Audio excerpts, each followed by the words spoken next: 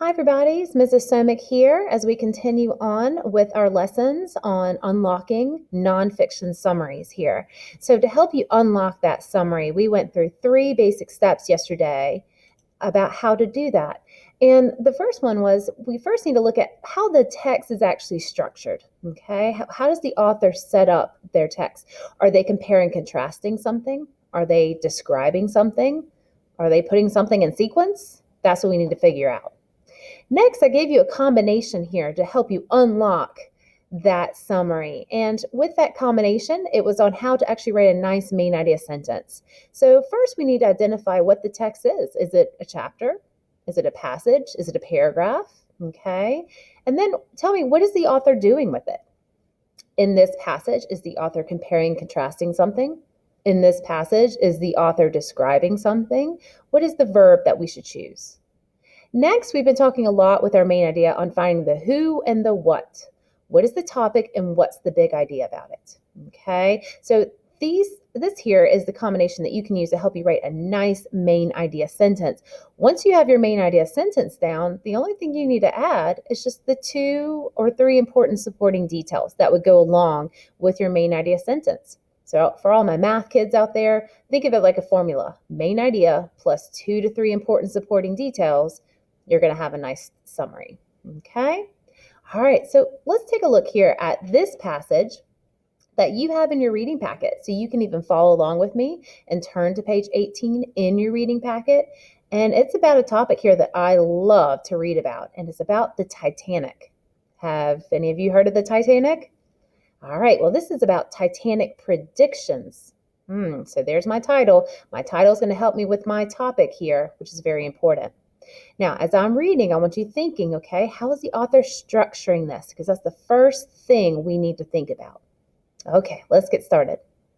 Before its fateful crash into an iceberg on April 14, 1912, many people thought that the Titanic was unsinkable. However, there were some who predicted the disaster before the Titanic ever set sail. Frank Alderman and his wife had tickets to travel on the Titanic. Mrs. Alderman felt a sense of sudden danger and didn't want to board the ship. They tossed a coin. Mrs. Alderman won, so they took another ship. Mr. Shepherd was also warned by his wife. He was traveling in England on business when he received a letter from his wife begging him not to board the Titanic. She had had a nightmare in which the Titanic had sunk. Mr. Shepherd listened to his wife and returned home on another ship. There were also 2 stories published in the 1800s that foretold of a large boat hitting an iceberg and sinking. One story was written in 1886 by William Stead as a warning to ship owners. In his story, written 26 years before the Titanic sunk, Stead described how a steamer hit an iceberg in the Atlantic and sank, and many people died because there were not enough lifeboats for all the passengers. William Stead was on the Titanic and died when it sank. Another novel was published in 1898, 14 years before the Titanic disaster. In Futility by Morgan Robinson, an ocean liner named Titan hits an iceberg in the Atlantic, and many people die because there are not enough lifeboats. Another interesting prediction took place in Egypt, where a Canadian family was traveling. A palm reader told Alice Fortune that she was in danger if she traveled by sea. Just a few months later, she and her family set sail on the Titanic. She survived with her mother and sisters, but her father and brother died. Wow, that is pretty interesting stuff here to think about all those predictions leading up to the Titanic sinking. All right, so let's start off with step 1 here first. Help me name what the text structure is. Are we comparing and contrasting anything? No. Seems like we're pretty much talking about all these predictions about the Titanic's sinking here, all that came beforehand. So it's not comparing and contrasting. Is there anything being put in sequence? I see a lot of dates, but I'm not really seeing things like first, next, then. It's more of a collection of ideas. So to me here, I would say that the text structure is actually description. The author is describing all the different predictions that people had before the Titanic actually set sail. So Description would be our text structure. All right, let's take a look at the next thing. So we're going to think back on our combination to help us write a good main idea sentence to start our summary. So if I know the author's describing something, I can start here with, okay, what is this text? Is it a book? Is it a paragraph? No, it's a passage. So now I'm going to start off with, in this passage, the author what? What does the author do here? Well, if the text structure is description, we could say the author's describing. Okay. We could also say that the author's kind of outlining. Those are all good verbs to use. Now, outlining what though? What is the big idea? Well, the topic here is the Titanic, and what about the Titanic? People had a lot of predictions about the Titanic before it even set sail. So let's take a look at our main idea sentence that I've come up with for you. So in this passage, the author outlines several predictions made by people before the Titanic sunk. Pretty interesting stuff. Now that's the main idea, but we're not done with my summary. We need to have at least 2 to 3 supporting details. So if I know that this is all about people making predictions, what were some of the predictions that were made?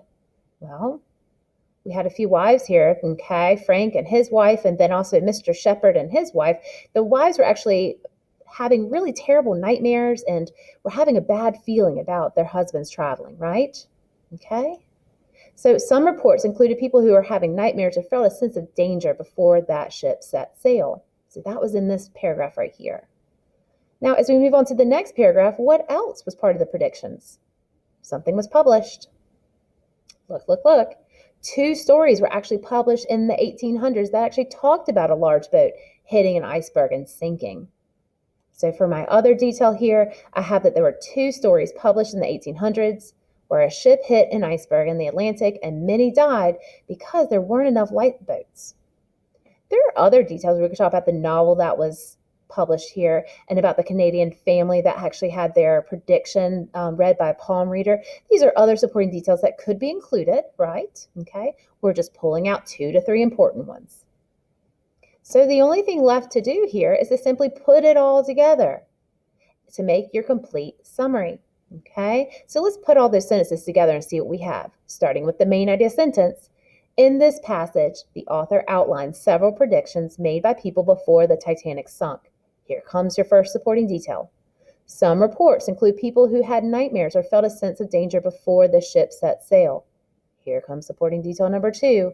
There were 2 stories published in the 1800s where a ship hit an iceberg in the Atlantic and many died because there weren't enough lifeboats.